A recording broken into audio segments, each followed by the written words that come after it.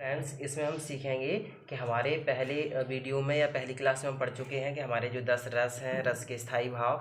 आज हम पहला वाला रस पढ़ेंगे, वो है हमारा श्रृंगार रस। श्रृंगार, इससे पहले हम थोड़ा और बता दें कि आचार्य भरत मुनि के अनुसार उन्होंने रस के लिए कहा है कि रसात्मक वाक्यम काव्यम, या एक एक एक डेफिनेशन दी है उन्होंने रस की निष्पत्ति की कि विभाव अनुभाव संचारी संयोगाद रस निष्पत्ति।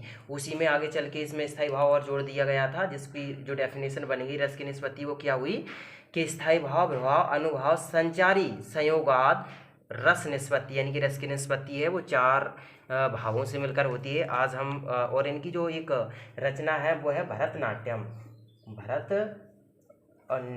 भरतनाट्यम में हमें सभी रसों के बारे में चर्चा की गई है। इसके अलावा भरतनाट्यम का एक और नाम है जिसे हम नाट्य शास्त्र इसके नाम से भी जानते हैं। आज हम पढ़ेंगे श्रृंगार रस, और श्रृंगार रस की जो डेफिनेशन है वो क्या हुई, तो उसकी डेफिनेशन हो जाएगी जब सहृदय के हृदय में, मतलब कैसे हृदय में, ऐसा व्यक्ति जिसके हृदय में एक हम कहें कि जो रस है वो सुप्तावस्था में ऑलरेडी मौजूद हो, या उसमें जो फीलिंग्स, भावना, इमोशंस वो समझ सके। तो सहृदय के हृदय में जब स्थायी भाव क्या है इसका, श्रृंगार का, रति या प्रेम। तो जब सहृदय के हृदय में रति या प्रेम नामक स्थायी भाव विभाव अनुभाव संचारी भाव का संयोग होता है स्थायी भाव से, यानी स्थायी भाव क्या, रति नामक स्थायी भाव का विभाव अनुभाव संचारी भाव से संयोग होगा, तब श्रृंगार रस कहलाएगा। ठीक है, आज हम पढ़ेंगे श्रृंगार रस की डेफिनेशन या श्रृंगार रस के प्रकार। तो श्रृंगार रस है वो दो टाइप की होती है। अब श्रृंगार रस कौन सी दो टाइप की होती है, तो जो श्रृंगार रस है वो हमारा दो टाइप का होता है।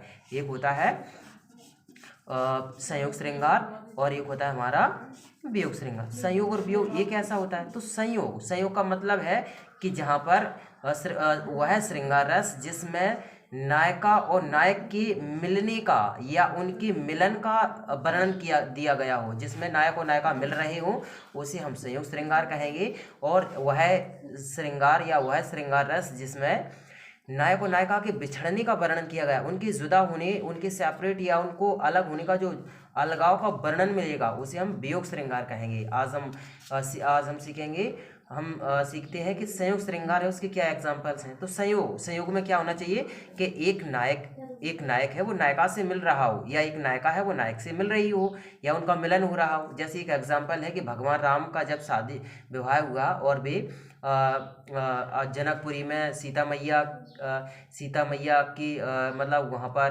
पहुँचे, तो दूल्हा बने हुए थे और सीता मैया उन्हीं के पास में बैठी थी। उन्हें बड़ा सुन रखा था कि जो सीता मैया ने कि श्री राम देखने में बड़े ही सुंदर हैं, लेकिन दुल्हन की अवस्था में बैठी थी, और लज्जावश होने के कारण वह श्री राम का चेहरा निहार नहीं पा रही थी या प्रेम भरी नजरों से देख नहीं पा रही थी। तो उन्हें एक अपनी गर्दन नीचे की हुई थी, और उन्हें दिखाई दिया कि उनके जो एक हाथ में एक कंगन पहने हुए, उसमें एक नंग लगा हुआ है। वो नंग के लगे होने में एक उनका जो प्रतिबिंब है, श्री राम भगवान का जो चेहरा है वो दिखाई दिया। तो उनके लिए मतलब रचना की गई है किसी के द्वारा कि राम का रूप निहारत जानकी कंगन के नंग की परछाई, के राम का रूप निहार रही है जानकी मैया, और कंगन की नंग की परछाई, यानी राम का रूप देखा जा रहा है। किस में देखा जा रहा है, कंगन की नंग की परछाई में, यानी कंगन में जो नंग लगा हुआ है उसमें, उस परछाई को ही, उसमें ही जो परछाई पड़ रही है उसमें देख रही है श्री राम भगवान का चेहरा। याते, और देखते ही इतनी मंत्र मुग्ध हो गई, इतनी ही उनकी सुंदरता पर मोहित हो गई कि देखते ही बनती है, और वह सब कुछ भूल गई। याते सुध में सभी भूल गई, कर मीन्स होता है हाथ, तो अपने हाथ है वो टेक रही है, यानी हाथ पे उन्होंने हाथ रख लिया जिससे किसी प्रकार का अड़चन या किसी प्रकार की डिस्टर्बनेस ना होवे। कर टेक रही पर टारत नहीं, और अपने हाथ को हाथ से हिलन नहीं दे रही हैं, या किसी प्रकार का कोई भी दिक्कत नहीं आने दे रही है। तो इसमें हम देख रहे हैं कि संयोग श्रृंगार में एक नायक और नायिका के मिलने का वर्णन किया गया है। इसी के प्रकार है एक और है संयोग श्रृंगार का कि बतरस लालच लाल की मुरली धरी लुका है। बतरस लालच लाल, यानी लाल कौन सी, बतरस का मतलब श्री कृष्ण भगवान की जो मुरली है वो गोपियों ने छिपाकर या किसी ने छिपाकर रख दी है। मुरली धरी लुका है, और मुरली है वो छिपा दी गई। मुरली के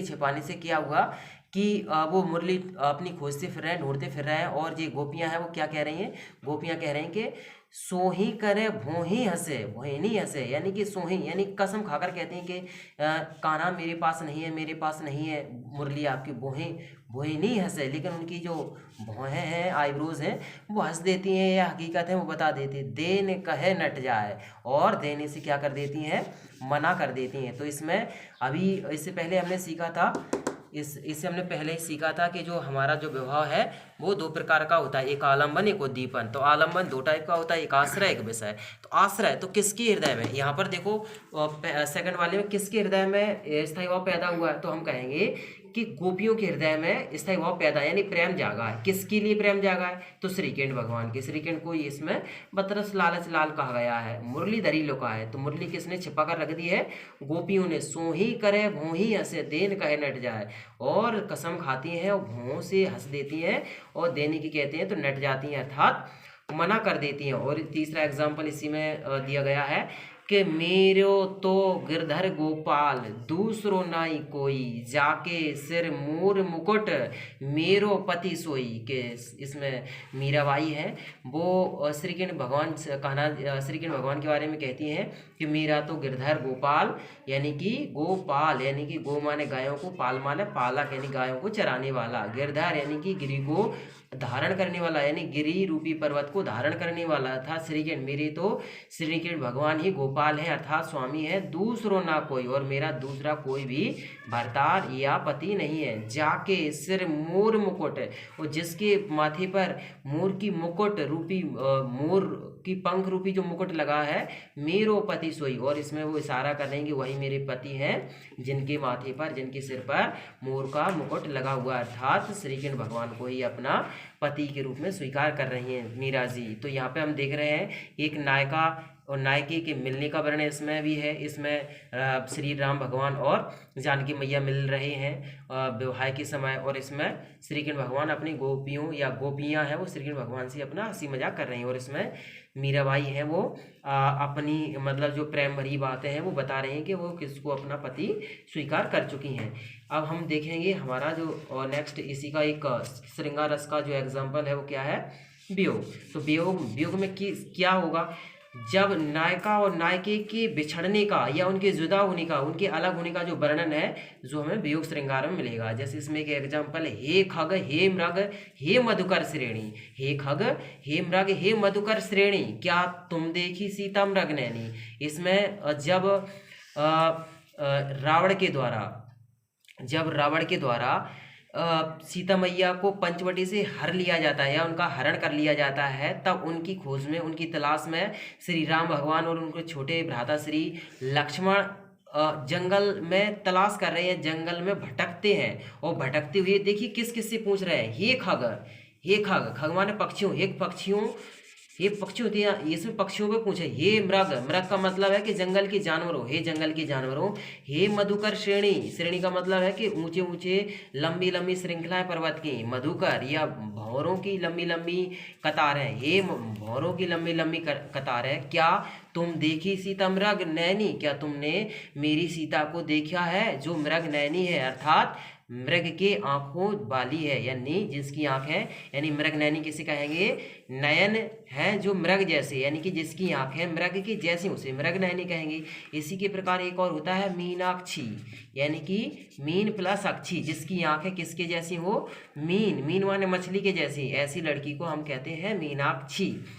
नेक्स्ट में हम देखेंगे तो इसमें हे खग हे मृग हे मधुकर श्रेणी, क्या तुम देखी सीता मृग नैनी। इसमें सीता जी की तलाश में भगवान राम और उनके छोटे भैया वो तलाश कर रहे हैं, और खग से, पक्षियों से, जानवरों से और भौरों या पर्वतों से पूछते फिर रहे हैं, क्या तुमने मेरी सीता मृग जैसी आंखों वाली सीता मैया को देखा है, सीता को देखा है।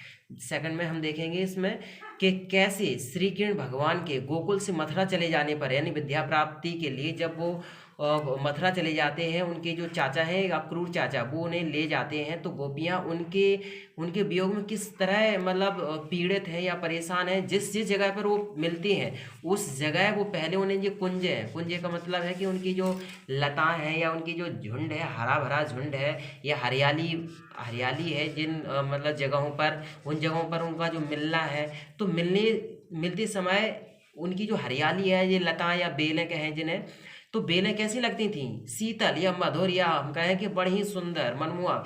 वही शीतलता उनकी अब चली गई है और श्रीकर्ण के वियोग में उन्हें कुछ भी दिखाई नहीं दे रहा है, कुछ भी अच्छा नहीं लग रहा है। और सभी को वे क्या कहती हैं कि ये तो ज्वाला लगती है मुझे, ज्वाला अर्थात डसने को दौड़ रही हैं, जलाने को दौड़ रही। तो बिन गोपाल बैरन भई कुंज है, बिन यानी बिना गोपाल के जे कुंजे हैं, अर्थात ये हरी भरी लता है, वे कैसी हो, बैरन, बैरन का मतलब दुश्मन हो गई हैं।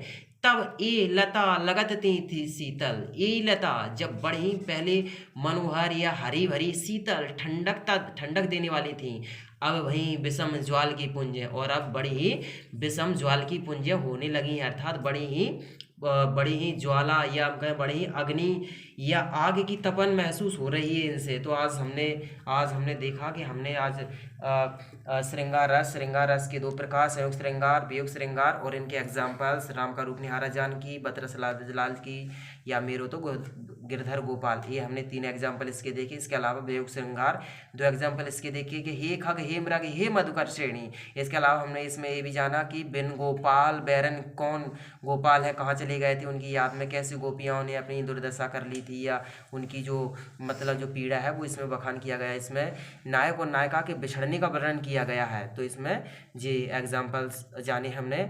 हेलो फ्रेंड्स, हमारे जो छोटी सी क्लास है, यदि आपको थोड़ी सी भी पसंद आई हो तो आप लाइक करें, और यदि पसंद नहीं आई हो तो इसको प्लीज़ डिसलाइक करें। पसंद आई हो तो लाइक करें, नहीं तो डिसलाइक करें। Thank you so much, thanks for watching.